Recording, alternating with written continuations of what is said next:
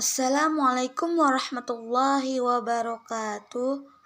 Perkenalkan, nama saya Anissa Siregar, NIM 1940200233, dan saya berasal dari Fakultas Ekonomi dan Bisnis Islam UIN Syahada Padang Sidimpuan. Oke teman-teman, dalam video saya kali ini saya akan membawakan materi yang berjudul tentang auditing dalam perspektif Islam. Ada kata pepatah mengatakan bahwa apabila kamu hidup tidak berilmu, itu bagaikan patung yang bisu. Tetapi apabila Anda hidup dalam berilmu, itu bagaikan menyimpan madu. Nah, jadi dalam kata pepatah ini kita dapat mengambil hikmah bahwasanya kita tidak boleh malas untuk melihat dan mengambil ilmu dalam video kali saya ini. Oke teman-teman, disimak ya. Auditing dalam perspektif Islam. Sistem perekonomian Indonesia tidak lagi sebatas pada perekonomian konvensional, dikarenakan sistem ekonomi Islam yang telah lama hanya menjadi bahasan dan hanya menjadi landasan diskusi. Karena para ahli sekarang telah banyak mempraktikkan dan menerapkan sistem ekonomi Islam itu di berbagai sektor. Berikut beberapa landasan kode etik ataupun auditor muslim, yang dimana yang pertama yaitu sebagai integritas, kedua sebagai keikhlasan, ketiga sebagai ketakwaan, keempat kebenaran dan bekerja secara baik, yang kelima takut kepada Allah dalam setiap hal, dan yang keenam yaitu manusia bertanggung jawab di hadapan Allah. Baiklah teman-teman, di sini saya akan menjelaskan dari beberapa landasan teori tersebut. Yang dimana yang pertama adalah integritas, dimana di dalam Islam integritas itu adalah hal yang paling utama, karena integritas itu merupakan kemampuan untuk mewujudkan suatu impian. Kemudian yang kedua ada keikhlasan, di mana keikhlasan ini itu semata-mata kita itu bekerja hanya untuk mendapatkan keridhaan Allah Subhanahu wa taala, bukan hanya untuk menaikkan jabatan ataupun hanya untuk menumpang nama. Kemudian yang ketiga itu ada ketakwaan, di mana di dalam ketakwaan ini kita itu harus takut akan Allah Subhanahu wa taala, baik itu di dalam bersembunyi maupun di dalam terang-terangan.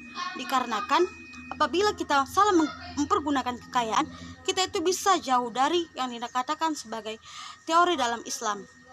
Yang keempat itu ada kebenaran dan bekerja secara baik. Kita sebagai seorang auditor tidak harus bekerja di dalam profesi kita saja. Tidak memungkinkan juga kita untuk bekerja menegakkan kebenaran dan melakukan pekerjaan dengan sebaik-baiknya. Kemudian ada yang kelima, yaitu kita itu takut akan Allah dalam setiap hal. Senantiasa kita itu sebagai seorang auditor harus meyakini bahwa Allah Subhanahu wa taala selalu melihat gerak-gerik kita apapun yang kita lakukan.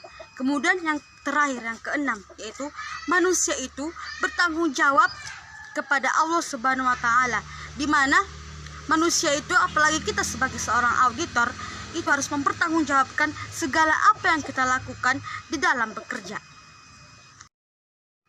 Tujuan audit dalam Islam. Jadi, tujuan audit dalam Islam secara umum adalah melihat dan memeriksa operasional, mengontrol, dan melaporkan transaksi dan akad yang sesuai dengan aturan dan hukum Islam.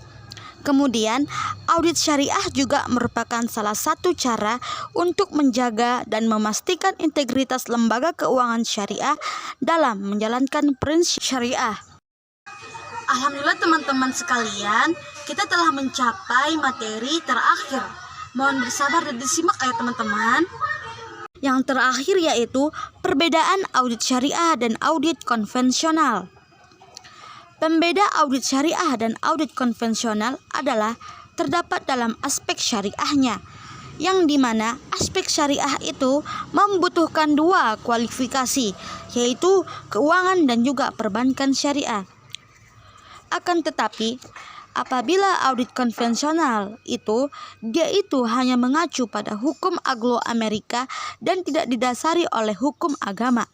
Sedangkan hukum konvensional dalam audit syariah itu, yaitu mengacu pada bisnis internasional dan prinsip-prinsip syariah. Dengan berakhirnya materi kita yang tadi, maka berakhir pula pertemuan kita pada hari ini. Kepada teman-teman sekalian, apa yang dapat saya sampaikan pada hari ini semoga bermanfaat dan ilmunya dapat diambil dan diserap oleh teman-teman sekalian. Kemudian, apabila ada kata saya yang salah, saya mohon maaf. Dan kepada Allah saya mohon ampun. Mungkin cukup sekian dari saya. Saya Anissa Siregar dari Fakultas Ekonomi dan Bisnis Islam. Mohon pamit dan undur diri. Assalamualaikum warahmatullahi wabarakatuh.